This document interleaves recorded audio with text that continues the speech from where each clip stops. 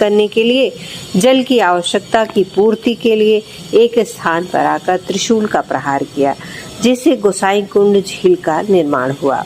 सर्वाधिक प्रसिद्ध तीर्थ स्थलों में से एक है गोसाई कुंड झील, जो 436 मीटर की ऊंचाई पर स्थित है। काठमांडू से 132 उत्तर पूर्व की ओर स्थित गोसाई कुंड पवित्र स्थल माना जाता है। मान्यता है कि बूढ़ा नीलकंठ में उसी गोसाई कुंड का जल आता है जिसका निर्माण भगवान शिव ने किया था। श्रद्धालुओं को मानना है कि सावन के महीने में विष्णु प्रतिमा के साथ भगवान शिव के विग्रह का प्रतिबिंब जल में दिखाई देता है। इसके दर्शन एकमात्र श्रावण माह में होते हैं। बूढ़ा नीलकंठ प्रतिमा की स्थापना के विषय में स्थानीय स्तर पर 2 किंवदंतियां प्रचलित हैं। पहली प्रचलित किंवदंती है, लिच्छवियों के अधीनस्थ विष्णुगुप्त ने इस प्रतिमा का निर्माण अन्यत्र करवाकर 7वीं शताब्दी में इस स्थान पर स्थापित किया।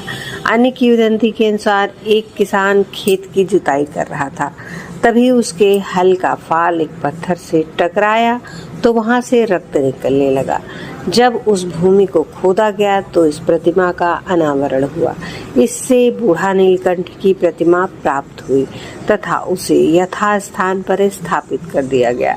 तभी से नेपाल के निवासी बूढ़ा नीलकंठ का अर्चन पूजन कर रहे हैं। नेपाल के राजा वैष्णव धर्म का पालन करते थे। 12वीं 13वीं शताब्दी में मल्ल साम्राज्य के दौरान शिव की उपासना का चलन आरंभ हुआ तथा 14वीं शताब्दी में मल्ल राजा जय ने विष्णु की आराधना प्रारंभ की तथा स्वयं को विष्णु का अवतार घोषित कर दिया। 16वीं शताब्दी में प्रताप मल्ल ने विष्णु के अवतार की परंपरा सतत जारी रखी। प्रताप मल्ल को दिखे स्वप्न के आधार पर ऐसी मान्यता एवं भय व्याप्त हो गया कि यदि राजा बूढ़ा नीलकंठ के दर्शन करेंगे तो लौटने पर उसकी मृत्यु अवश्यंभावी है। इसके पश्चात किसी राजा ने बूढ़ा नीलकंठ के दर्शन नहीं किए थे। मंदिर भगवान विष्णु का नाम है बूढ़ा नीलकंठ। काठमांडू के मध्य से 10 किलोमीटर की दूरी पर शिवपुरी हिल के समीप बूढ़ा नीलकंठ मंदिर स्थित है। मंदिर के प्रवेश द्वार की चंद्रशिला के ऊपर पद्मांकन है।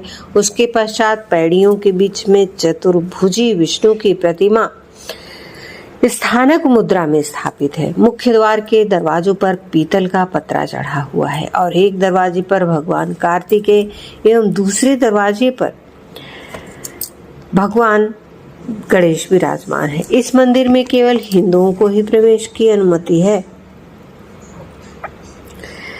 यहाँ अन्य धर्म के लोग प्रवेश नहीं कर